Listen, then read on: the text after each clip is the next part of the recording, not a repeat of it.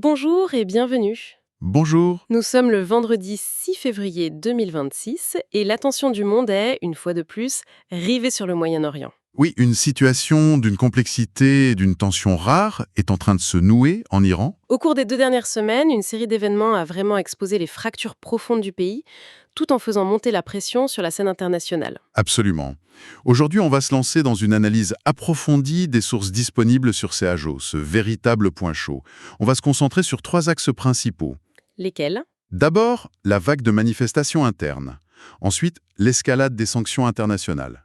Et enfin, le risque, de plus en plus tangible, d'un conflit régional. Et pour cette analyse, on va s'appuyer sur Stylo News, l'application d'information qui nous est présentée par ProWave AI. Oui, et ce qui est intéressant avec cet outil, c'est que Stylo News, c'est la version grand public d'un logiciel, Stylo Intellops, qui est normalement utilisé par les gouvernements, les armées, les grandes entreprises.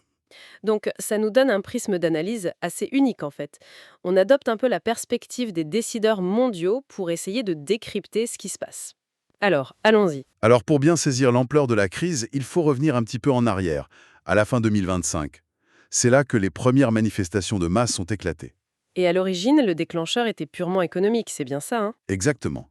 Le rial iranien s'est effondré à un niveau historique et l'inflation est devenue galopante, rendant la vie quotidienne juste insupportable pour beaucoup de gens. Mais on a déjà vu des manifestations pour des raisons économiques en Iran.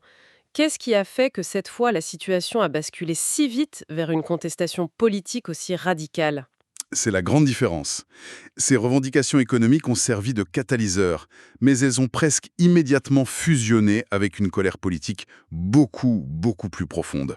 On a entendu des échos du mouvement Femmes, Vie, Liberté de 2022. Tout à fait, des échos très clairs. La contestation ne porte plus seulement sur le prix du pain, elle vise directement la légitimité et la survie du régime. La crise économique, c'était juste l'étincelle. L'étincelle qui a rallumé un incendie qui couvait. Et face à cet incendie, la réponse du régime. La réponse a été immédiate, massive et brutale. Elle a été menée par le bras armé du régime, le corps des gardiens de la Révolution, le CGRI. Il faut bien préciser qu'il ne s'agit pas de l'armée régulière iranienne. Non, absolument pas. Le CGRI répond directement au guide suprême. Sa mission, c'est la défense du système islamique. Et pour le sale boulot dans la rue, il s'appuie sur les basiges. Alors, qui sont les basiges précisément? C'est une milice paramilitaire de volontaires. Ils sont connus pour leurs ailes idéologiques et leur brutalité. Ils quadrillent chaque quartier. Ce sont les yeux et les oreilles du régime au niveau local. Et les rapports sur la répression sont accablants. Oui, on parle de milliers de morts, des dizaines de milliers d'arrestations et, comme à chaque fois, des coupures d'Internet pour empêcher les gens de communiquer. Et ce que je trouve vraiment sidérant, c'est l'information sur l'utilisation de milices étrangères, des combattants irakiens et afghans déployés à Téhéran. Faire venir des étrangers pour maintenir l'ordre dans sa propre capitale, c'est un aveu de faiblesse, non? C'est bien plus qu'un aveu de faiblesse, c'est un indicateur critique. Ça suggère deux choses. D'abord, que la contestation est tellement forte que les forces locales sont dépassées. D'accord. Et deuxièmement, et c'est peut-être le plus important, ça pose de sérieuses questions sur la loyauté de certaines unités iraniennes elles-mêmes. Un régime qui doit importer des miliciens pour tenir sa capitale, c'est un régime qui se méfie de ses propres hommes. Et cette répression a logiquement provoqué une onde de choc international. Le tournant, ça a été la décision de l'Union européenne le 29 janvier. Oui, désigner officiellement le CGRI comme une organisation terroriste, c'est un pas énorme. Et ce sont des pays comme l'Italie qui ont mené la charge alors qu'ils étaient historiquement plus réservés. Exactement. Le ministre italien des Affaires étrangères, Antonio Tajani, a justifié ce changement radical par les actes odieux commis par le CGRI contre les Iraniens eux-mêmes. L'argument n'est plus seulement géopolitique, il est devenu moral. Et le front s'est élargi. L'Ukraine a suivi le 2 février. Oui, pour Kiev, les raisons sont multiples.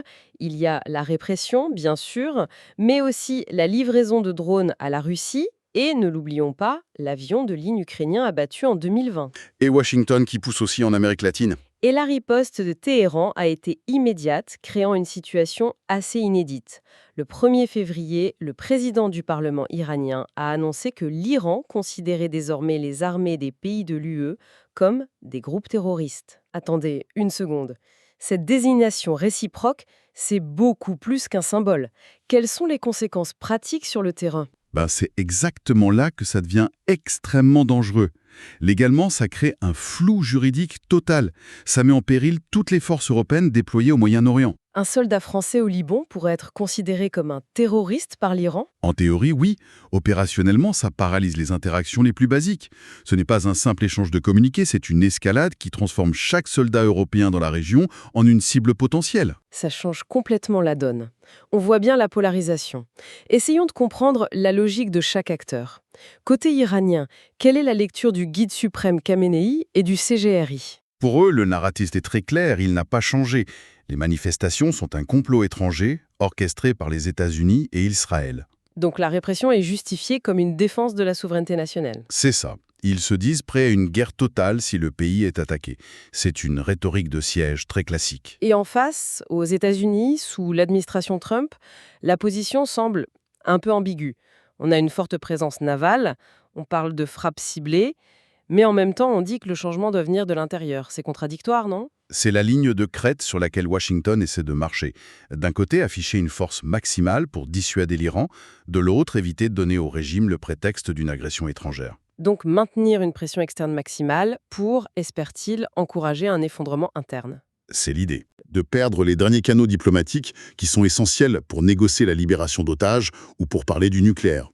C'est un dilemme permanent. Et cette tension se matérialise aussi sur l'eau, dans le détroit d'Ormuz. Absolument.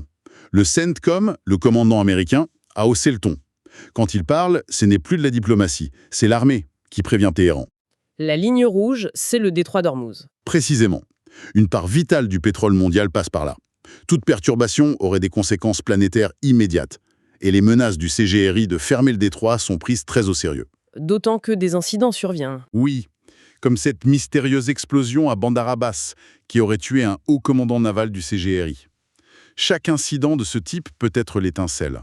On a donc cette pression extérieure immense, mais revenons à l'intérieur de l'Iran. Comment est-ce que tout ça est vécu au quotidien? Au niveau local, la situation est dramatique. Il y a la violence de la répression, les coupures d'Internet, une atmosphère de peur. Et puis l'impact des sanctions qui aggravent la crise économique. C'est une double peine. Et au niveau du régime lui-même, vous parliez d'un risque de fracture. On parle de division générationnelle au sein même du CGRI entre les anciens et les plus jeunes? C'est peut-être le point le plus crucial et le moins visible. Ce n'est plus un bloc monolithique.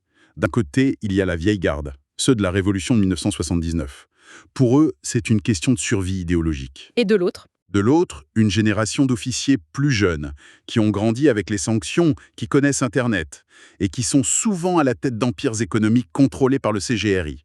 Et comment cette division se manifeste alors? Est-ce qu'on voit des jeunes officiers refuser des ordres, par exemple? C'est plus subtil que ça.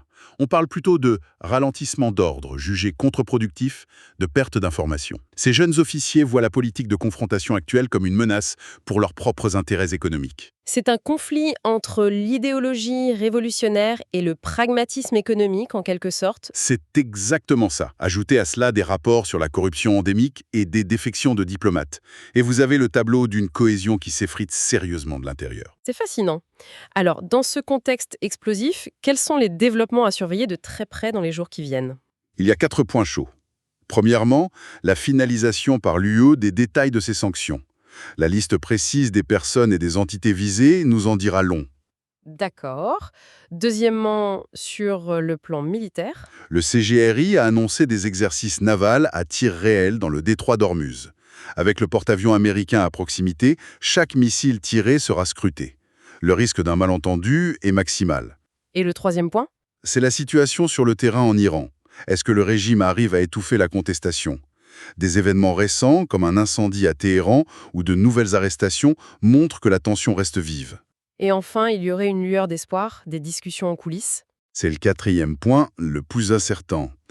Des sources font état de pourparlers très discrets à Istanbul entre des émissaires iraniens et américains.